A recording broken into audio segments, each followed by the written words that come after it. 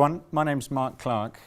I want to talk to you about Camp K, why A to Z doesn't work. This is Camp K. It's one of the largest refugee camps in the world. It's home to families from different tribes in conflict with each other who fled their homes amid intense and protracted fighting. I work for a peace-building organisation, and one of our volunteers lives close to the camp, and he wanted to start a program to address issues of conflict and violence inside the camp, but also with a view to transforming relationships between the tribes and building capacity to manage conflict so that those benefits could also be carried to the broader region when people returned home from the camp. So Ali planned an ambitious program to engage with the tribal chiefs in the camp, but also to bring together male youth from the different tribes to participate in sport-based games integrated with peace-building education to build relationships and break stereotypes and foster greater understanding and trust. Ali set out an A to Z plan with a detailed activity schedule for a progressive series of activities building over a year, a detailed budget and detailed metrics to measure the impact. As he drove to the camp to get started, he was really excited and he felt ready. But on arrival at the camp, he was prohibited from even accessing the camp itself. The camp officials saw no apparent need for a peace-building program, and all his overtures were met with disinterest and suspicion. He realized he wasn't getting anywhere with this A to Z approach. It had immediately hit a brick wall. He recognized that he had to let go of that A to Z approach, and instead he had to be more adaptive, and his first task was purely to gain entry into the system and to build relationships within it.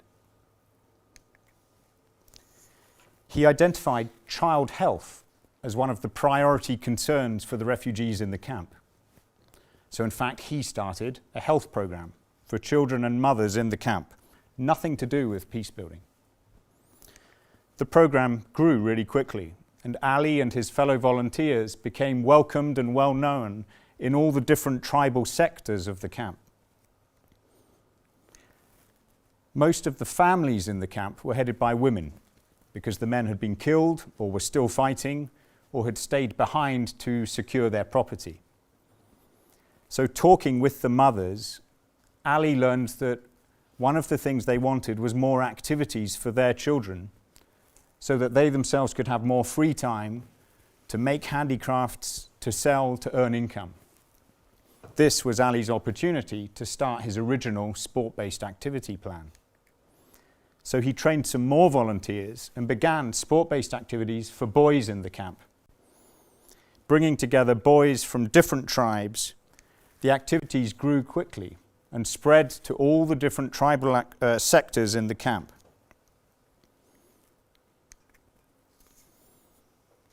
The sport-based games allowed the mothers the time for their income generation activities, but they also enabled the boys to come together often for the first time, to meet other boys from different tribes, to break down those stereotypes, and to build new understanding across tribal divides.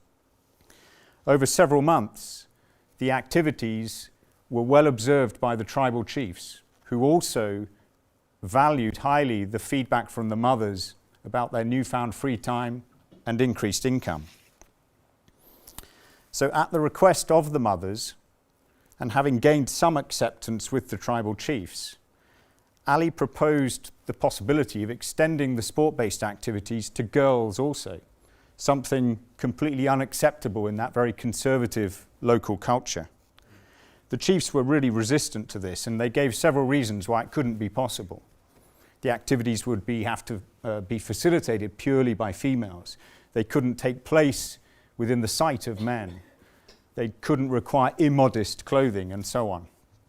So Ali listened and came up with solutions for each of those objections. And eventually 2 of the chiefs agreed at least to a pilot demonstration. So Ali trained female volunteers to organise very simple sport-based games for girls. Canvas sheets were put up between tents to create an open area large enough for group activities which could take place out of the sight of male observers. The chiefs were so impressed with their demonstration that gradually they allowed the sport activities for girls to extend to all the different tribal sectors of the camp. This adaptive approach, over 2 years, using the health program and then the sport activities, eventually gained Ali the credibility to begin to engage at a serious level with the tribal chiefs, to begin substantive dialogue with them on their hopes and dreams for the future, and to break down those barriers between the different tribes and get them really to engage with each other. So my work supports volunteers like Ali in 50 countries, each of them as volunteers leading change to address issues of conflict and violence at local level in their own communities. As volunteers, they lack the authority or power to command change. As change agents, they're trying to find what influence they can bring to bear on their local situation to support the conditions for change rather than forcing it. Along the way, we've picked up some lessons that I think are useful in other contexts also, for you as change agents, whether in organizations or in communities. So at first, Ali couldn't understand why those camp officials didn't share his sense of urgency and opportunity for the program. When we encounter a new system, whether it's an organization or a community, there may be many aspects of its behavior that to us with our eyes seem completely absurd or irrational. We may even say this organization or community seems completely dysfunctional. But it's important to remember that the system is functioning perfectly according to its own dynamics. Even a protracted conflict, a terrible situation, is in fact a perfectly functioning system, held in equilibrium with forces sustaining it. The system does make perfect sense to itself, even if it doesn't yet make sense to us. So our first task is to build relationships within the system and to broaden and deepen our understanding of it. Models are useful for that, and George Box famously said, all models are wrong, but some are useful. Surely multiple models are even more useful.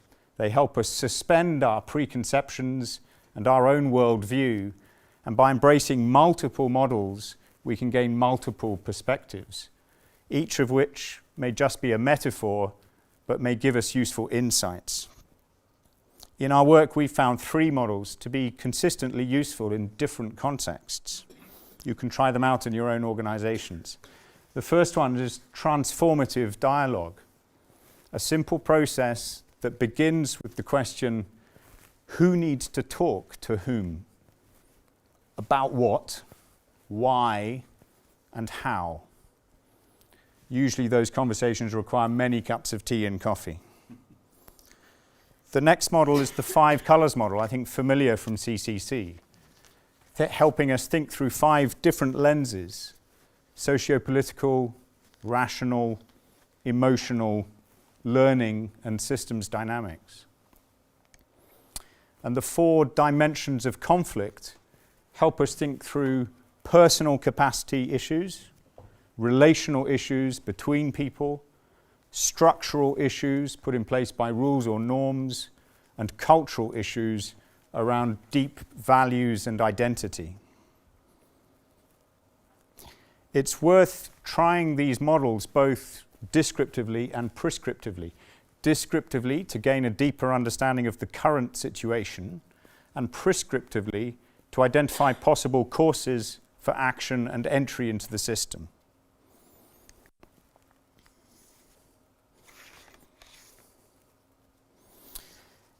When we realize that we don't understand the system fully, then we throw away that A to Z plan. We realize that we simply can't go on pretending that we can plan that far ahead.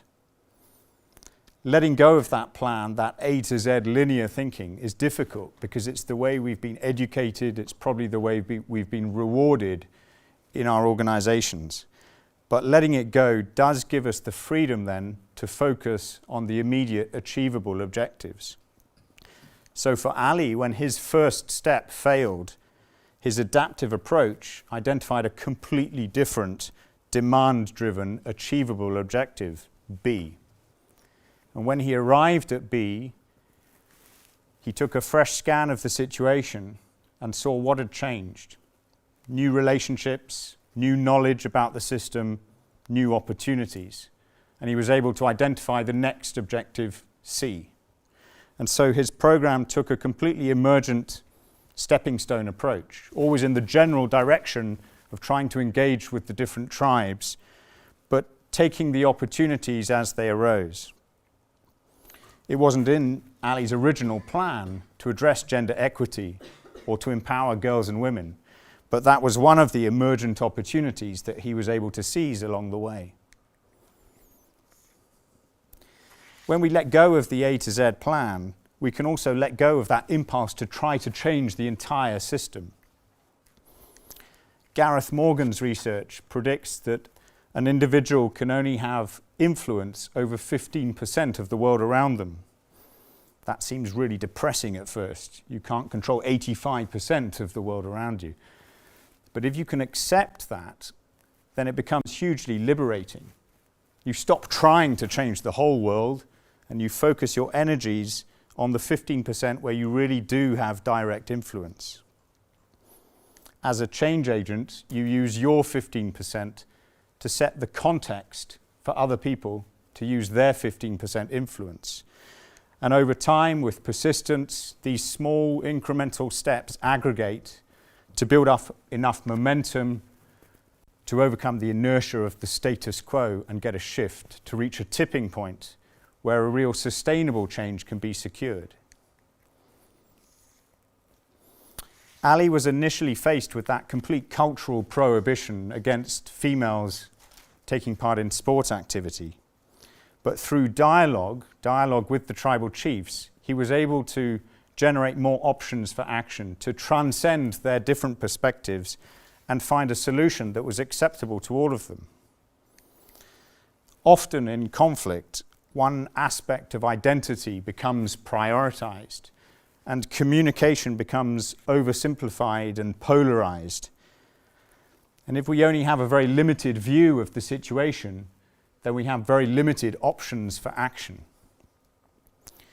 If we can work to expand our view, to add in more complexity, then we can begin to generate many more possibilities. In our work in social systems in conflict, we need to be present for people. We need to be there in the communities for the long term. We need to build relationships of trust. We need to listen. And of course, we have to be present to be able to react adaptively and to take those emergent opportunities as they arise. In our practice, we need to let go of that A to Z thinking. We need to stop thinking we can change the entire system in one go. We need to embrace multiple models, and we need to support people to re-expand that collapsed complexity. And our performance as a change agent is not a person who has power, but a person who listens, who facilitates, who can support people to broaden their vision, be open to new perspectives, to shift their attitudes and change their behavior for a better future. Thank you very much.